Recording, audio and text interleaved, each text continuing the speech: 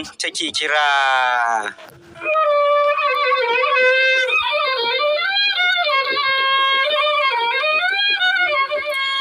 London take kira, sashin Hausa na BBC ke magana akan mita 13 da 16 da kuma tashoshin FM a wasu kasashen Afirka. Masu sauraro Haruna Ibrahim Kakangi ne ke muku sallama a cikin shirinmu na karfe 3 daidai agogon Najeriya da Nijar, wato bi daidai kenan agogon GMT da Ghana. To a cikin shirin namu na yanzu za ku ji cewa hukumomi a Chernihiv na Ukraine na cewa Rasha na ci gaba da kai hare-hare duk da alkawarin da ta yi na sassauta barin wuta domin samun nasarar tattaunawar da ake yi tsakanin bangarorin biyu. To an tsagaita wuta a yakin da ake gwabzawa a Yemen tsakanin haɗakar ƙasashen da Saudiya ke yi wa jagoranta da 'yan tawayen Houthi.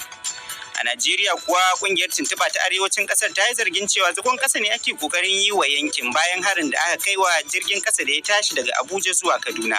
In ka dubi manya-manyan ruwan da ke arewa kamar su Kaduna da Kano, a ce ba iya zuwa akwai matsala babba. Yana ƙoƙari a gurgunta ƙasar ne gaba ɗaya kuma a gurgunta arewa. Lallai gwamnati ta ɗauki abin da wasa ne ta ɗauke shi yanzu da muhimmanci. To a jamhuriyar Nijar kuwa 'yan kasuwa ne suka lashe takobin shiga yajin aiki domin nuna adawa da wani tsarin karɓar haraji na gwamnatin ƙasar. Za mu rufe shaguna muna fatar han mai keke na karta suya. Ba a kawo abin da bai shi da kyau mun ce wani abu bai da kyau. Wasu mutane sun zo sun yi karatun su suka ce ma gwamnati ga abin da aka yi a samu kuɗi. To in an gwada ma gwamnati ga da aka samu kuɗi mu kuma talakawa Nijar a gwada mana ga mun kai mu samu kuɗi.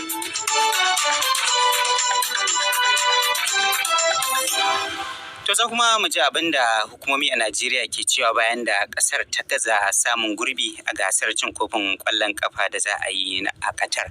Amma kafin mu je ga rahoton nan zan haɗa ku da Sani Aliyu wanda zai karanto mana labaran duniya daga Abuja.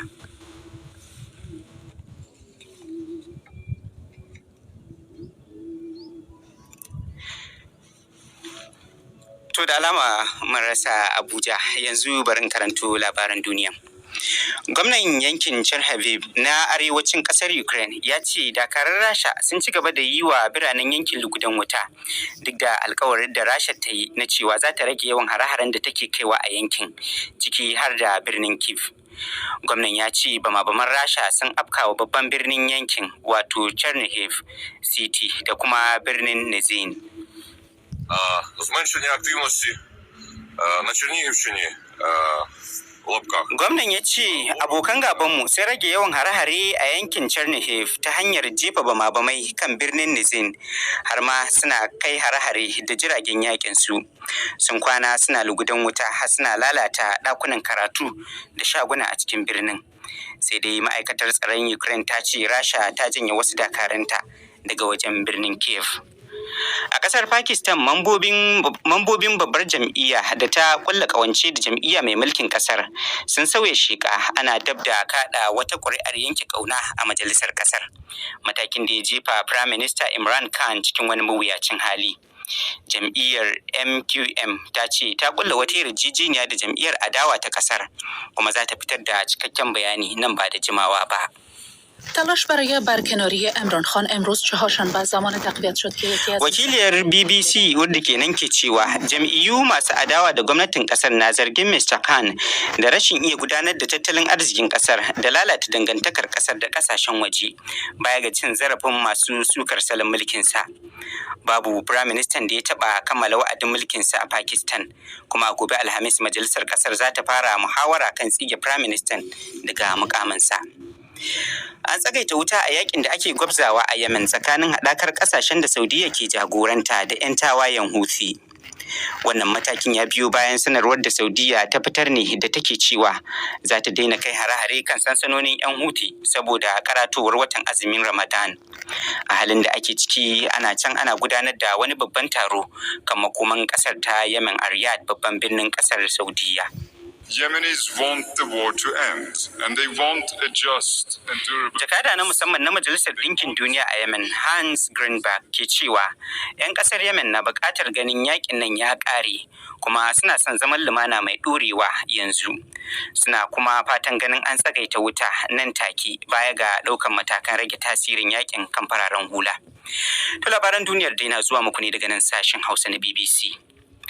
Habasha ta mayar da 'yan ƙasarta 'yanci rani kusan 500,000 gida daga Saudiya. wato kusan 500 daga Saudiya, ƙasar da suka tafi domin neman ayyukan yi.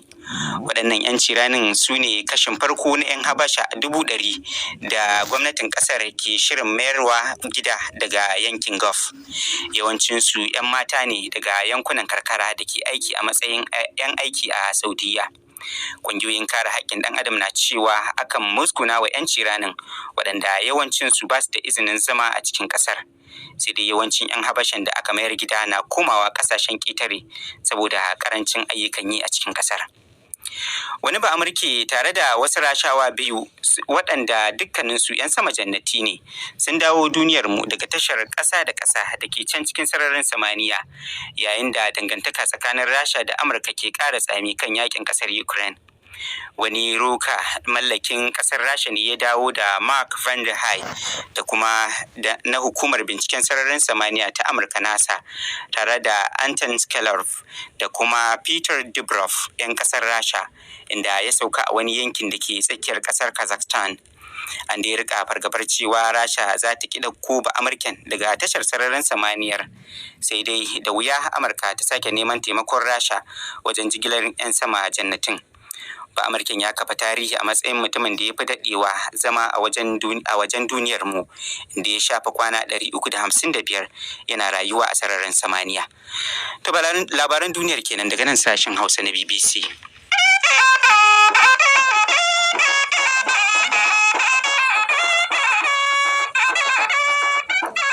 Yanzu sai rahotanni, inda za mu faro da yakin Ukraine. Gwamnatin lardin Chernihiv da ke arewacin Ukraine ta shaida wa BBC cewar Rasha ta ci gaba da kai hare-hare a babban birnin yankin da safiyar yau Laraba, duk kuwa da alkawarin da Rashar ta yi na cewa za ta rage lugudan wuta da take yi a yankin da kuma yankin Kiev babban birnin kasar. Ga rahoton da Bilkisu Babangida ta haɗa mana. BBC bata iya tabbatar da gaskiyar ikirarin ba daga daidaikun majiyoyi, ko da yake mazauna yankin sun bayyana jin karar kai hare-haren da tsakar dare da kuma ranar Laraba. Vian Sheshlev Show ya ce an kai hare-haren kan biranen Chernihiv da Nizhyn da tsakar dare, kana an lalata gidajen fararen hula. Abokan gabar sun rage ayyukansu a yankin Chernihiv ta hanyar koma kai farmaki kan birnin Nizhyn da suka hada da hare-hare ta sama. Sun yi ta lugudan wuta kan birnin Chernihiv a cikin iya tsawon daren. Har ila yau an lalata gine-ginen fararen hula da dakunan ajiyar littattafai da rukunin shaguna. Wani mai bayar da shawara a ofishin shugaba Zelensky, Alexei Arestovich, ya ce Moscow na girke wasu dakaru a kusa da babban birnin kasar don takura sojojin Ukraine da ke baiwa birnin Kyiv kariya. Ya kuma ce Rasha na tura dakaru zuwa gabashi don kokarin yi wa dakarun Ukraine kofar rago a can. Ana kuma ci gaba da gwabza fada a yankunan Lugansk da Donetsk da ke gabashi, wanda yanzu Rasha ke cewa nan ne muhimman yankunan da ta mai da hankalinta a kai. A halin da ake ciki, kakakin fadar Kremlin Dmitry Peskov na gudanar da taron manema labarai kan tattaunawar da ta gudana tsakanin Rasha da Ukraine a kasar Turkiya a jiya. Kana ya kaucewa yin magana akan duk wani fata da kuma karfin gwiwa game da samun ci gaba. Mr. Peskov ya bayyana cewa abin da ya zama da karfin gwiwa shine akalla da bangaren kasar Ukraine ya fara tsara bukatunsa akan takarda. Ya kuma ce in ba a yanzu ba a taba samun irin wannan ci gaba ba.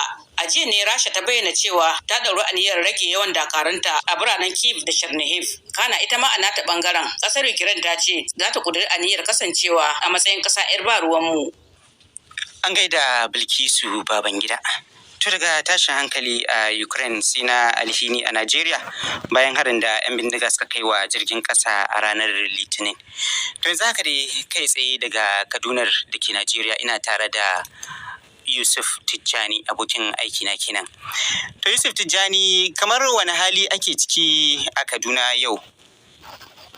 To, za a yi cewa har yanzu da ana cikin hali na zulumi kan wannan al'amari da ya faru, domin da zuwa yanzu har yanzu akwai 'yan uwa da iyalai waɗanda ba su kai ga sanin takamaiman inda ainihin ɗan uwansu suke, waɗanda 'yan bindigan da suka yi kai wannan hari suka garkuwa da su.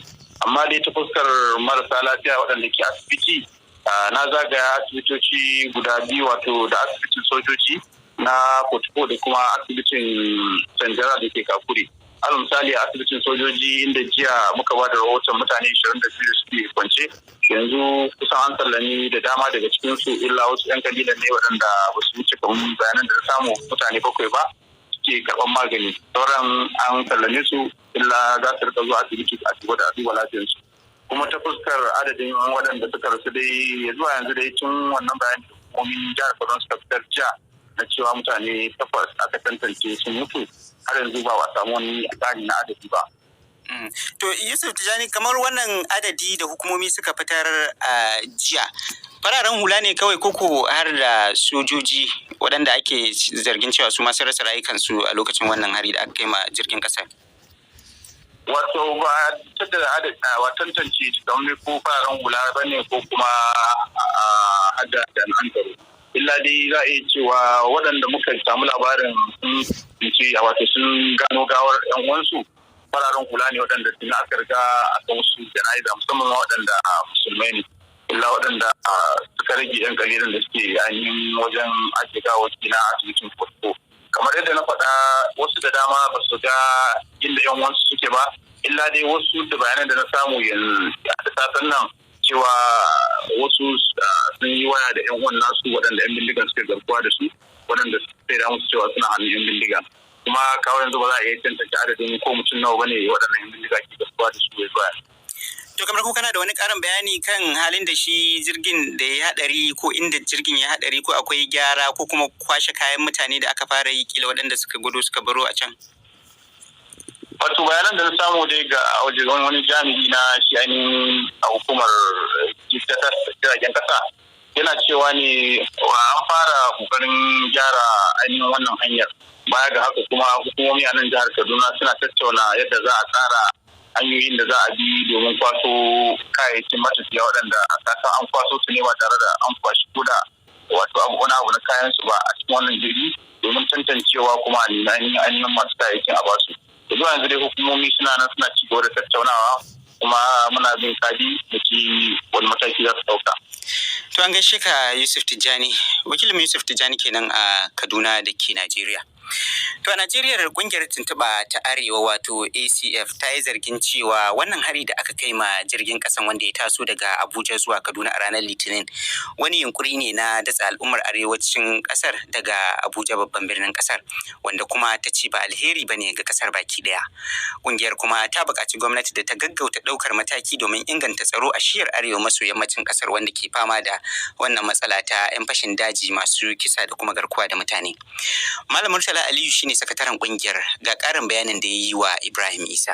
Abin da ya faru abin takaici, kuma muna cin alhini saboda an rasa rayuka, mutane sun ji rauni, wasu kuma an kama su a cikin daji da su, har yanzu ba a same su ba tukuna. Da kullum ana magana cewa ana ɗaukar matakai na kariya, to amma dai ba abin da aka samu na ci gaba. A ranar Asabar an samu labarin cewa ta jirgin sama da Kaduna an kai mata hari, sannan ran Litinin kuma gashi an fitar wata jirgi to mutane wajen dubu don an ce 970 suka shiga. To wani abun ana tunani ana so ne a yanke awalecin ƙasar nan gaba ɗaya daga Abuja, domin wani taso da Kano da Sokoto da Katsina da Kebbi da Zamfara, in kai nan Jigawa, Borno, Yobe har zuwa su Gombe, in dai ba ta can zai ba kuma wato an yanke shi daga Abuja. To kuma in ka dubi manya-manyan ruwan da ke arewa kamar su Kaduna da Kano, a ce ba iya zuwa, akwai matsala babba. So wannan ana tunani ana kokari a gurgunta kasar ne gaba daya, kuma gurgunta arewa. Saka muna tunanin da lalle gwamnati ta dauki abin da wasa ne, ta dauke shi da muhimmanci. Idan kuka ce ana nema a gurgunta arewa, wake kuke zargi da wannan?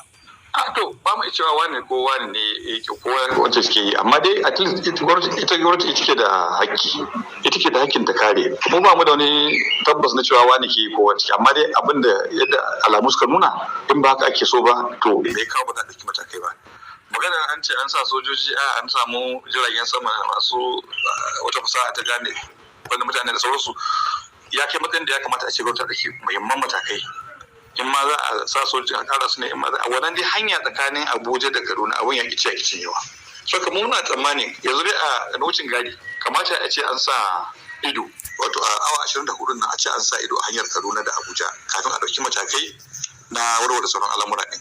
Idan na fahimce ka kuna maganar a ƙara zuba jami'an tsaro kenan daga wani taki zuwa wani taki kan hanyar jirgin da kuma titin mota? Ya wuce jami'an tsaro, ya kamata a sa jirgin na marasa matuka suna yawo akan hanyar, suna sintiri akan hanyar nan don a fahimci inda abubuwa suke, kar a bar hanyar nan a buɗe. Domin dama an ɗan sa jirgin da ƙasar ne don a rage mutane rudin da ke hanyar. Kuma shi ɗin ma zan tarwata shi, hanyar jirgin sama an rusa saboda in aka zo Kaduna babu da hanyar zaka bi sai hanyar mota, kuma hanyar mota ga yadda take saboda inda gwamnatin da take yi kamata yayi a sa wasu a matakai na kare wannan hanya daga Abuja har lokacin da za a yanke shawarar me ya kamata yi na dindindin. Kuna batu har da batun masu jiragen sama da suka dakatar da jiragen su daga zuwa Kaduna. Me kuke tunanin za su yi, suna da wata dabara ne? Ita tashar jirgi tana da wato tsaronta ba wani bayani da shi ba. Kamata lalle a ɗauki matakai daga cikin sauri, gwamnati ta ɗauki matakai a tabbatar cewa an samu matakan tsaro a nan tashar jirgin sama da Kaduna. Sannan kuma su kuma wannan kamfanin jirgi da suka ci za su tsagaita tafiya wannan hanyar sai haƙuri su koma. Idan na fahimci kuna ganin cewar ita gwamnati tana da wasu dabarun da har yanzu ba ta yi amfani da su ba ne, duk da cewar tana ikirarin tana bakin kokarinta? To su suka ɗauki nauyin haka ɗin, su suke da haƙƙi na su kare mutuncin jama'a, su kare rayuwarsu, su kare dukiyoyinsu. Saboda ka kullum kai gwada abu ka bai wasu ka canja wace hanyar da ka kare jama'a, domin suke da nauyi a kansu. Malam Murtala Aliyu kenan sakataren kungiyar tuntuɓa ta Arewacin Najeriya wato ACF. To zaka dai a Najeriya da ma makwabciyar ta Jamhuriyar Nijar karfe 3:16. 2:16 kenan agogon GMT da Ghana. Muna gabatar muku da wannan shiri ne daga nan sashen Hausa na BBC. Kuma kada ku manta za ku iya sauraron mu a koda yaushe ta intanet a bbchausa.com.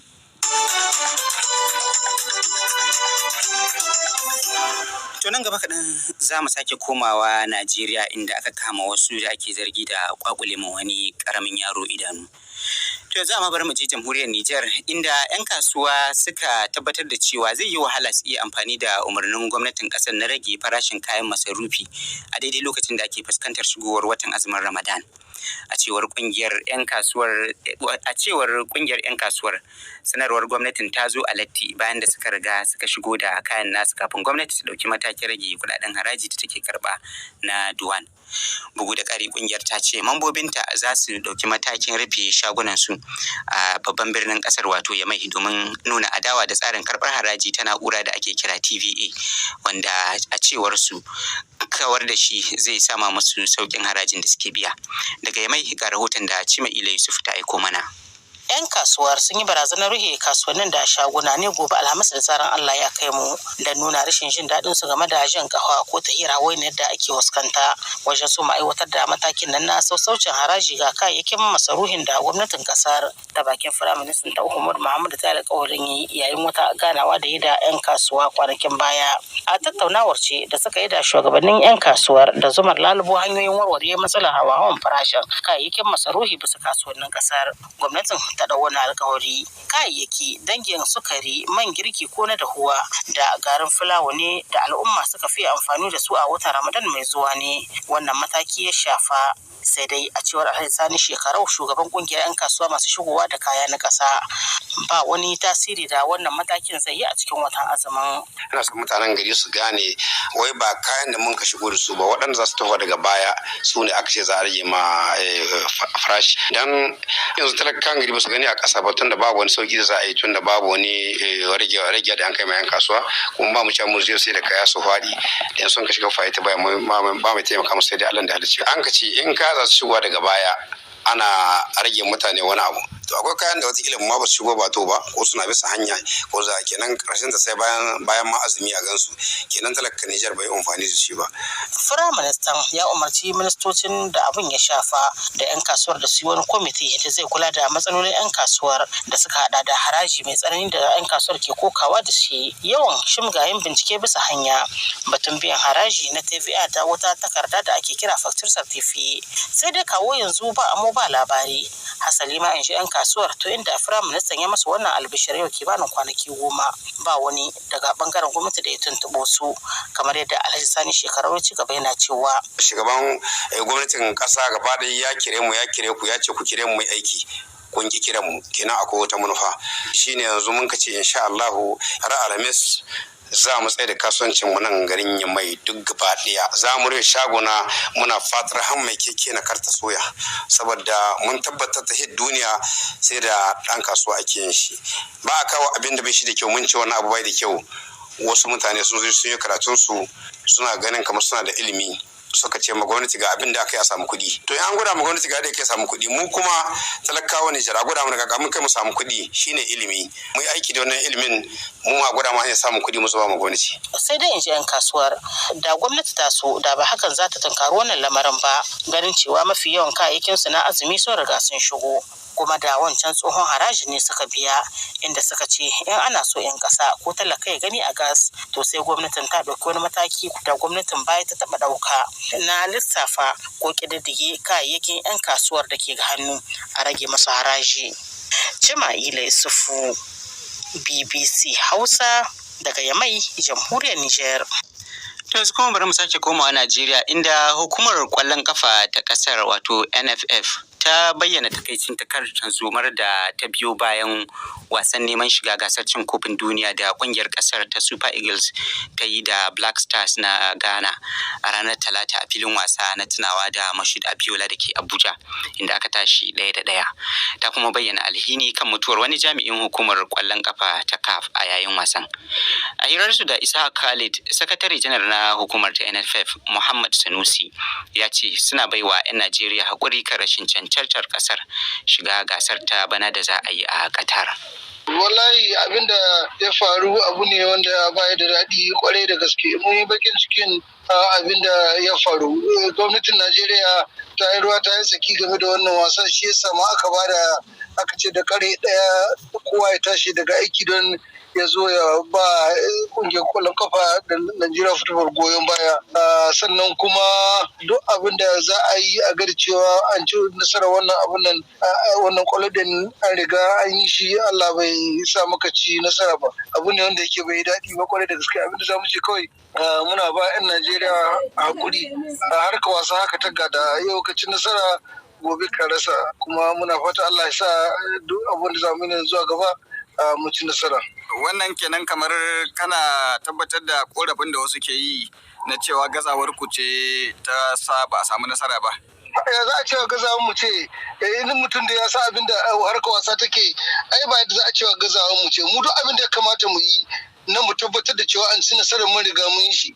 Wato Najeriya predominantly musulmi muke da Kirista kuma mun san da cewa duk abin da Allah ya kawo babu wanda ke hana shi saboda haka mu san da cewa wannan kaddarawa ce ba wai ba mu yi abin da ya kamata mu yi ba saboda haka a ce a ga laifin mu ina ganin ba adalci ba ne. To gashi bayan da aka yi wasan sai aka samu hatsaniya a filin wasa kamar a hukumar ku me za ku ce kan wannan hatsaniya da aka samu magoya baya sun fusata. To wato gaskiya abu ne wanda ke shi ma bai daɗi ba amma kuma wato abin da ka kawo zaman lafiya a Najeriya babu kamar harkar kwallon kafa da duk ana kwallo sai ga cewa kowa ya manta da bambancin kabilanci da addini da sauransu an zama ɗaya an ɗinke to duk abin da zai kawo cikas ga harkar kwallon kafa za a ga cewa 'yan Najeriya ba za su ɗauke shi da wasa ba saboda haka ko na so in ga laifin su sai in musu uzuri game da wannan abin da amma dai muna roƙon su da cewa irin wannan abin nan da Allah su bari shi don saboda duk da mutum ya ji zafin abu ya kamata shi ya kokari shi ya kanne ya ba zuciyar shi hankuri don saboda ita harkar wasa haka ta gada. Akwai rahotanni da ke cewa har wani jami'i na hukumar kwallon kafa ta Afirka ma'aikacin kiwon lafiya da kuma hukumar kwallon kafa ta duniya ya rasa ransa yayin da ake wannan. Gaskiya ne ya rasa rayuwar shi amma ba wannan turmutsin ya sa ya rasa rayuwar shi ba. Ka san wanda ya san abin da ake yi wajen harkar da dubin control wato gwada 'yan wasan da aka son a gwada don a gada cewa ba su sha kwayoyi ba. To lokacin da ake ciki ana wasa din kafin a kare shi wanda hukumar kwallon kafa ta duniya ta kawo yana cikin ofis din shi ka shi ba cikin taro yake bayan da ake waɗannan abubuwan shi yana nan cikin ofis din shi yana kokari ya ga da cewa ya samu waɗannan da 'yan Najeriya da kuma 'yan Ghana don saboda a zo a gwada su. Ana nan sai aka kira likitan da aka turo saboda COVID Dr.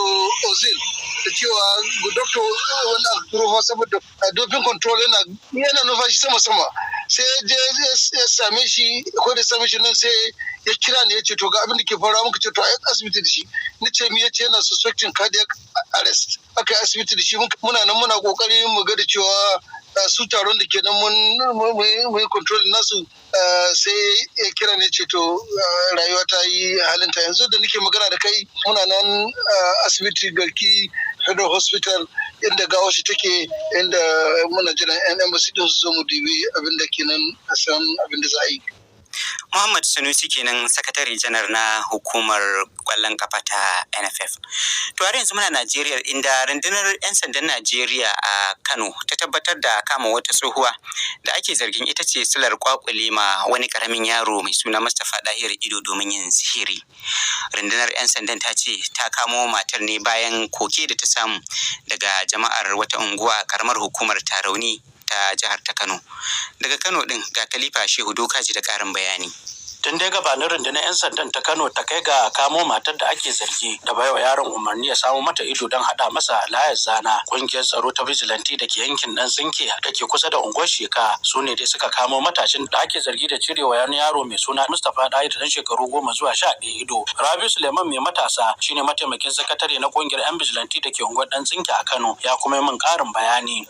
Kwanakin baya an kama wani yaro an kwakule masa ido guda ɗaya wanda kuma wannan abin ya tada hankalin dukkanin mutanen unguwa musamman vigilant saboda mu ne muke aiki irin wannan kuma wajibi ne hankalin mu ya tashi. A binciken namu yaro ya tabbatar mana da cewa shi ne ya janyo ya kira yaron da aka yi kwakule wannan ido sannan kuma ya haɗa shi da wani babban latani suka tafi amma dai shi ba a gabansa aka yi ba. To mu kuma sai muka ga ya kamata mu mutu. Yanzu yana police station din Sheka wanda su ne kuma za su ci gaba da bincike ba mu san kuma mai binciken su zai ba su. Sai yake nuna wa yaro cewar ai yana so ne ya bada kuɗin ai mai laya bata kuma yana tunanin ya samu wuka ya je kwakuli idan wani. Dahir Ahmad shine mahaifin Mustapha da ake zargi matashin ya cire wa ido ya bayyana min halin da dan nasa yake ciki. To ina hali na wahala da wanda ke an je asibiti. To ya me same shi? Wani ba da gari ne kwakule masa ido. To lokacin da ka samu wannan labari wani irin hali ka shiga? Na kaɗu matuƙa da gaske. Na kaɗu matuƙa iya kaɗuwa na kaɗu. To me zo maka rai? Wallahi rai ya ɓaci ƙwarai da gaske. To kamar lokacin da ka zo ka hau kansa me ka fara tunani? To abin na fara tunani dan ni lokacin da ga min na dauka ma yarsu da na zo asibiti na same shi kuma sai na ga ina kusan cikin hayyacin sama tunda ana magana da shi ya faɗi duk abin da ya sani. To kamar yanzu ba da aka kai shi asibiti shin ya lafiyarsa take? Ya samu lafiya duk komai yana yi yana cin komai kuma yana yin komai sai dai rashin idan kawai. To yanzu menene fatan ka? To fata na hukuma ta yi adalci. SP Abdullahi Kyawa shine kakakin 'yan sanda a Kano ya tabbatar da faruwar lamarin ya kuma ja hankulan al'umma da su dinga sanya idanu kan abubuwan da ke faruwa a kewayensu don kauce afkuwar irin wannan lamari. An tsinci wani yaro almajiri dan kimanin shekaru 12 yana kuka akan cewa an sa wuka an cire masa wato ido wanda Allah ya bamu nasara wato jiya ranar 29 ga wannan wata uku na shekarar 2022 aka kai ga nasarar kama matashin da ake zargin shine ya kama wannan yaro wato ya daure shi sannan kuma ya yanke masa idan nasa wanda an same shi ne da taimakon 'yan kwamiti na unguwa. Yanzu haka dai bayan kama shi ya bamu bayanai da dama shine ya dauki wannan almajiri ya fita da shi ya daure shi ya sa wuka ya yanka idan wanda ya ce akwai wadda ta sa shi ya je ya dauko wai za ta masa asiri to ita ma yanzu haka dai tana hannun 'yan sanda. Ko a makon da ya gabata sai da aka samu wani matashi da ya tura 'yar uwarsa cikin rijiya a yayin wata takaddama da ta kaure tsakaninsu. Lamarin kuma ya faru ne a yankin karamar hukumar Mangada a Kano. Khalifa Shehu Dokaji, sashin Hausa na BBC daga Kano a Najeriya. To an gashi da Khalifa Shehu Dokaji. To bari in kawo muku wasu sakonni da kuka aiko mana kafin rufe shirin. Akwai sakon da ke cewa muna jajantawa 'yan uwa da iyalan waɗanda suka rasa rayukansu sanadiyar harin bam da aka kai musu a hanyar jirgi daga Abuja zuwa Kaduna waɗanda kuma suka jikkata mana adda Allah ya ba su lafiya. Sako daga Baba Gana Alhaji Dabuwa Nguru. Sai wani sakon da ke cewa hakika lokaci yayi da gwamnatin tarayya da ta jihar Kaduna za su ɗauki kwakwaran matakai da za su kawo mana ƙarshen munanan ayyukan da 'yan bindiga ke yi daga Kaduna zuwa Abuja. Daga Aliyu Usman Taka Lafiya. Sai kuma sakon da ke cewa gwamnati da 'yan kasuwar Nijar ku yi wa Allah ku daidaita tsakanin ku, kada ku jefa al'ummar ku cikin tasku da tsadar rayuwa. Daga Haruna Babba Bajuga. To masu sauraro, karshen shirin kenan ne yanzu, sai kuma can anjima idan Allah ya kai mu za mu dawo muku da wasu labaran.